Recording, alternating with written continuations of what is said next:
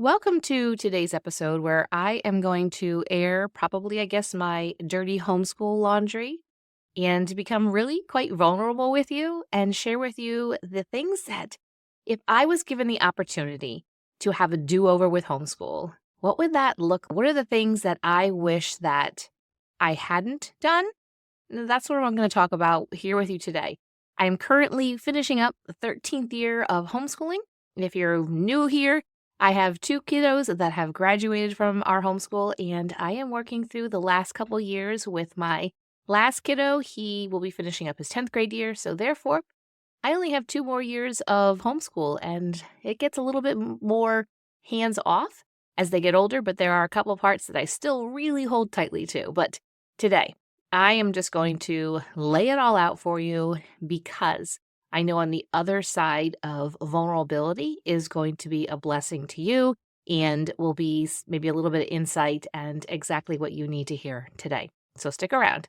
I think you'll be encouraged by my oops and my oop, shouldn't have done that, but oh well. So you get to benefit from it.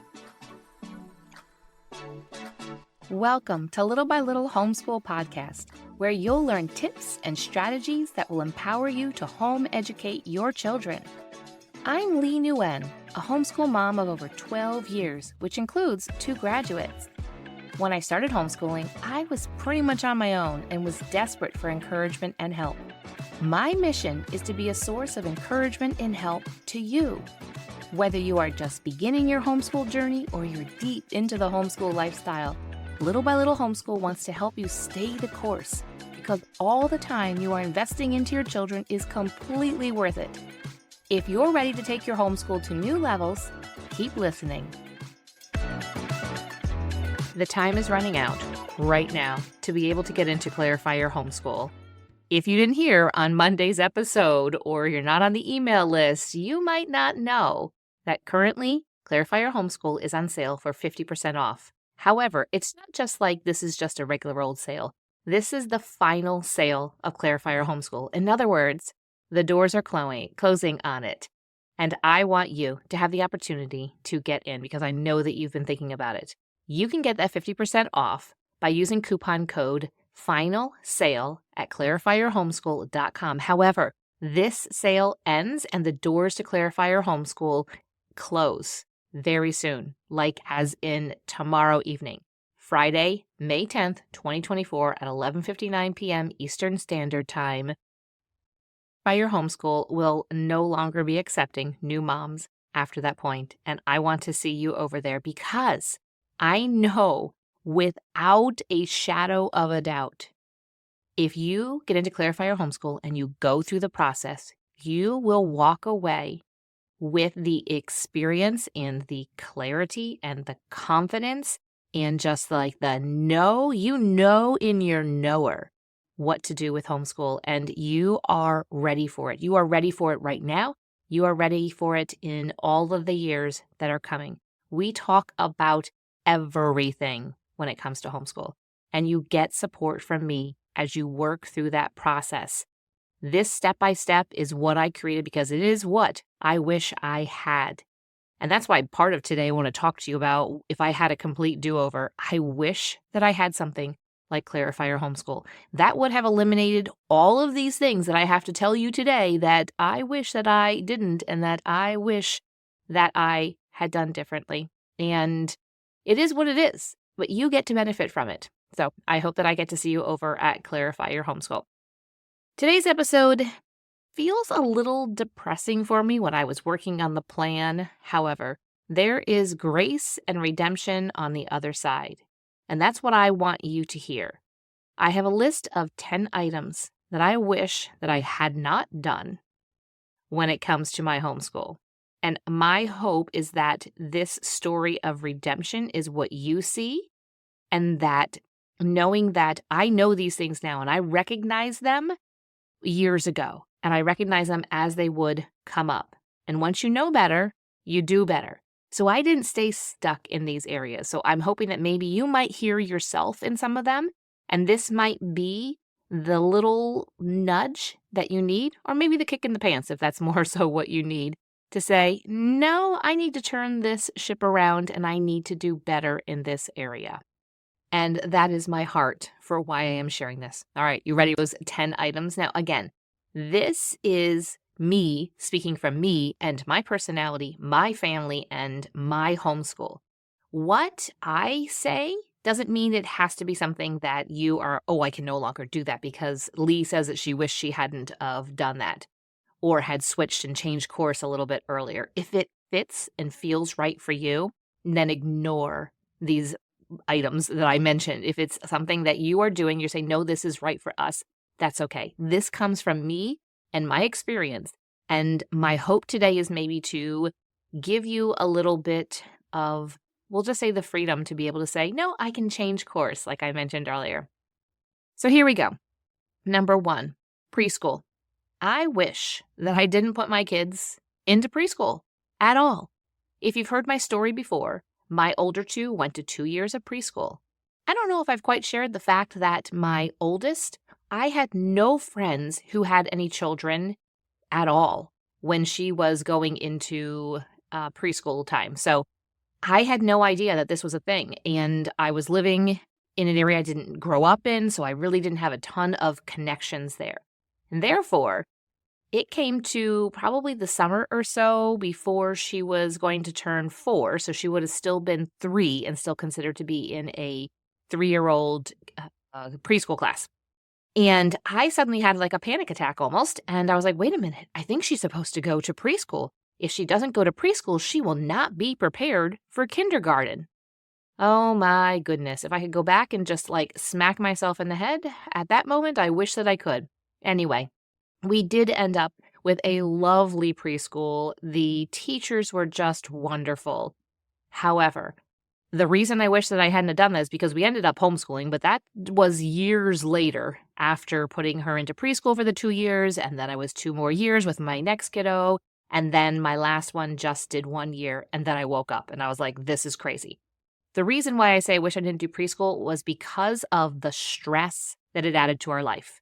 The financial stress, even though it wasn't a crazy expensive preschool. The fact of the driving back and forth, that kind of stress. The stress of, oh, it is wear red to preschool day today. Just one more thing for me to have to do. I'm like, the kids are alive. She's alive and she's dressed. And isn't that good enough? Like, does it matter exactly what she is wearing? Or to have to bring this and to bring gifts and Valentine's Day thing. It just was a lot when she was in preschool. And it just became a lot more. Then she was in kindergarten, then my next kiddo, and I had a newborn, and I'm still doing the same exact thing. Lugging the newborn to drop off her preschool, taking him out of the car, bring the 3-year-old in, getting back in the car, and just all of the stress. So that is why I say that I wish that I hadn't have done that. And I did do an entire episode about preschool. It kind of hit a nerve with some people, but it's okay. It's still out there. I will link that in the show notes for you. Okay, let's now move on to kindergarten. The only kiddo that I did kindergarten for is my youngest. My other 2 went to public school for kindergarten and therefore did all that basic stuff. For him for kindergarten, I was like, well, if he's not in school, we have to do something that is quite similar. And therefore, we did a very rigorous kindergarten program. Can you see how that went? Just imagine how that went with a 5-year-old boy. It did not go over very well. It was a lot of stress. I wish that I had given myself permission. I knew that I had permission even. I wish I knew I had permission to just relax, to chill out. So I regret and wish that I hadn't have done a rigorous kindergarten program. If I was to do over again and I had young children, and someday when I have grandbabies, I am going to highly suggest to my daughter and then my daughters-in-law, if I can, if they will allow me to speak into them, I'm going to suggest that they just relax and let their kiddos play. They don't need to do a super rigorous kindergarten program. Now, there are some kids that might be good for structure and thrive off of, but I just wish that I had relaxed a little bit. Number 3 is I wish that I did not focus in the first couple years on having different science for the specific grades, different history, different art, and so on. I had a science and a history and an art and other subjects specific to the grades that they were in, because I felt like That's what you need to do. My mind was so stuck in the public school system. And I was like, surely a third grader has to do third grade science. They can't do some other grade science. I wish that I had just forgotten about the grade levels and that we had done things together instead, family learning for those subjects. Doesn't mean I didn't get to that point. I did get to that point. I most definitely did. And that really helped out the budget, it helped out the time, and it really helped out our relationships as well. Number 4, I wish I could go back and just sit more and just be with them. Now, I know I did do that, and I'll be honest, I wasn't like a big player. If they're like, "Mommy, play with this," I didn't really quite have the imagination. I wasn't a mom that would jump in and say, "Let me play with you," because when I did, they were like, "Yeah, that's not right." I was like, "Okay, well, I can't do it right. Okay." But just sitting and just being there with them and just kind of soaking up their just the little hands and the little feet and just, watching them and being with them. And I know that I did do that. But as you get older, you're like, I wish I did that more. So number 5 is that I just wish that I had read more for fun with them and that I had made it a priority just to do read alouds. And I felt like at that time in the first couple years, I was like, we have math and language arts and spelling and science and art and history and geography and who knows what other subjects that we have to do. We don't have any time for fun reading. You can do fun reading on your own. No, you could do fun reading when it comes to homeschool as well. And I did get to the point. We have read so many books. Now, not all of them are fun. When I say fun reading, they might not all be like, haha, kind of fun, funny. They might be more contemplative or they might be more adventurous. And I just wish that we had just read and did more read alouds just for the pure enjoyment of just reading, not needing to make a lesson out of everything.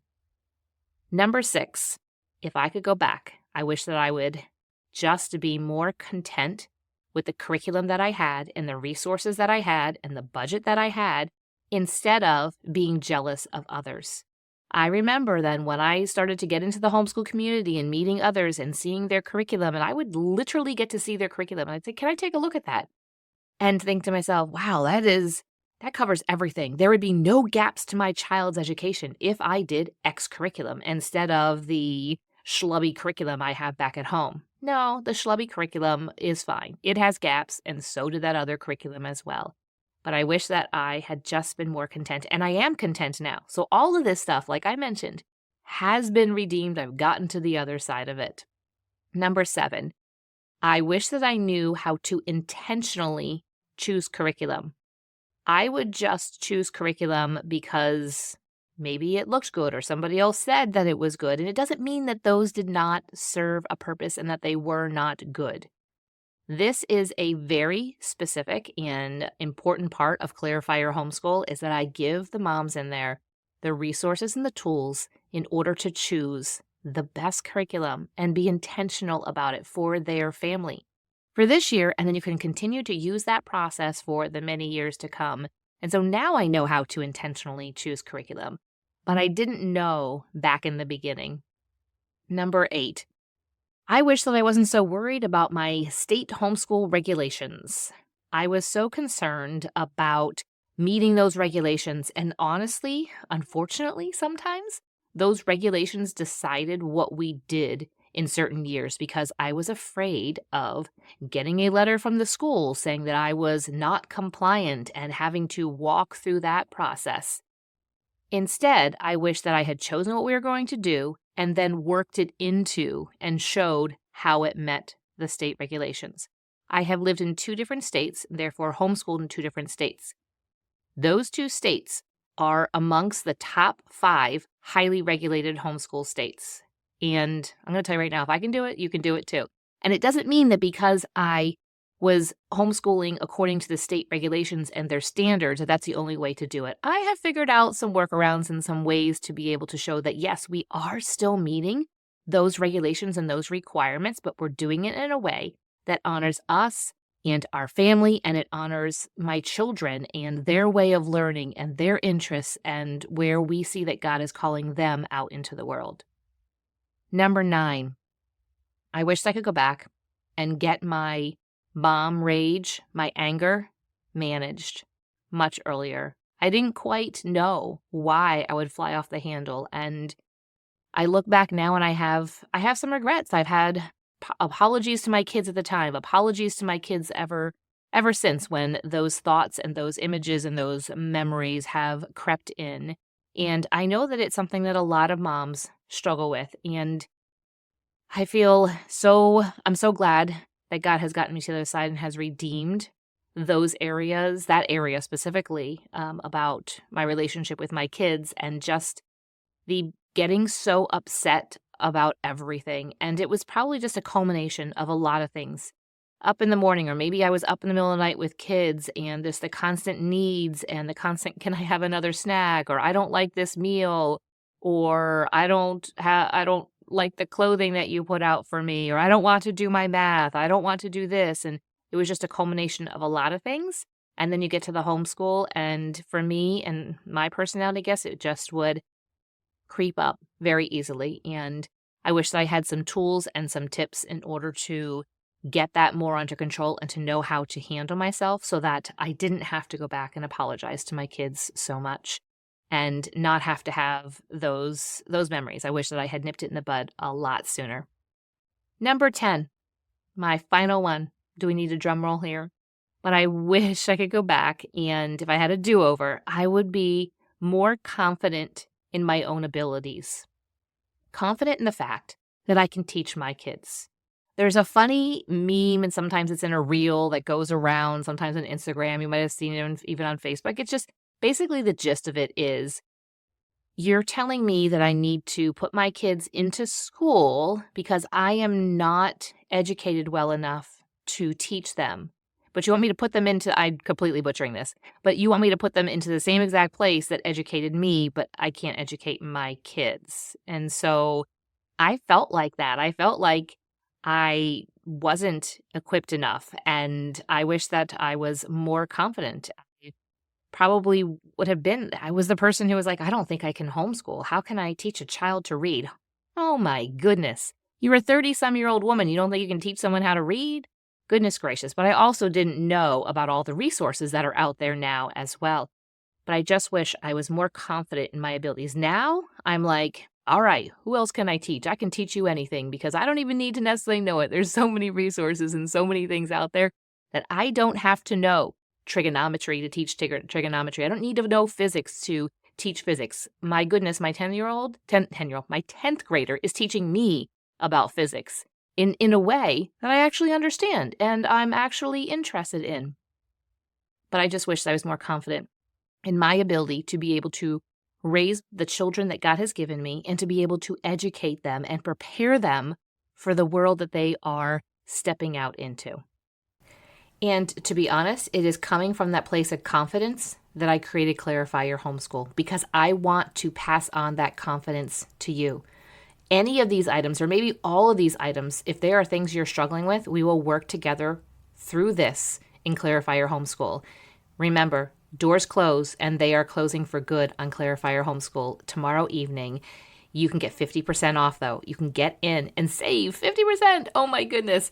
So you can do that by using coupon code FINALSALE, FINALSALE, at clarifyyourhomeschool.com, and the link will also be in the show notes. However, doors close, sale ends, everything at 11:59 p.m. Eastern Standard Time on May 10th, 2024. That is tomorrow night. I'd love to be able to see you over there because I want you to be confident too, and hopefully someday look back and not have this list of 10 items that I just shared with you today.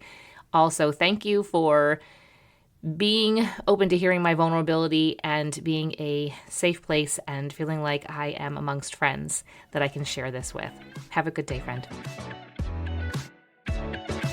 Thank you for listening, friend. I'd love to connect with you more. You can find social media links in the show notes and share this episode with a friend who could use a boost to her homeschool. See you back here real soon.